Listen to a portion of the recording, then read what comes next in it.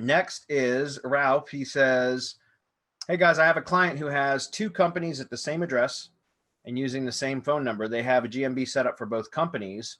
I'm thinking that Google won't like that. They are using the same phone number. I guess a better way to ask the question is it okay for two different companies to use the same phone number in GMB? Well, I mean, you can get away with it, but the problem is if you're going to be building citations, it ambiguates the data, right? And that causes problems. It causes NAP issues. You should really have NAP. You should have 3 of 4, including the URL. You should have 3 unique data points within that if you're going to do it. So, for example, if you have a company that has multiple locations, you can use the same GMB name, right? The same business name, but then your address, phone, and URL should be unique, because otherwise you can create NAP issues, and it's called ambiguation, right? You can ambiguate the data, which makes it difficult for Google to determine which is what.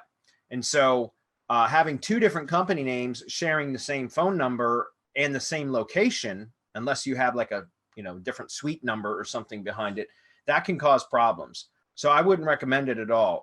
What I would recommend that you would do would be to get a tracking phone number for one of them, like a forwarding phone number, and go into Google and change the phone number in one of the listings so that both listings have a unique phone number, if that makes sense. But you've got the same address too. So using the same address and the same phone number will absolutely cause issues. If you're using the same address and it's like, your client has 2 different businesses at the address, then they should be able to, all they have to do usually is notify the post office that they're going to add suite 1 or A, or like A and B, or suite 1 and 2, or something like that.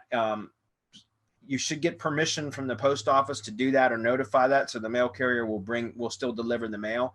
But I would update the GMB address to include some sort of unique identifier for each business as well. All it takes is, like I said, it could be 123 Main Street A and 123 Main Street B.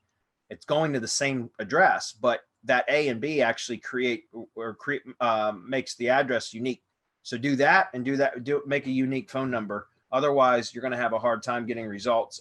Anytime you go to build citations, it's going to kind of muddy the waters for both businesses. If that makes sense. Anybody want to comment on that? No, that was fine. Okay.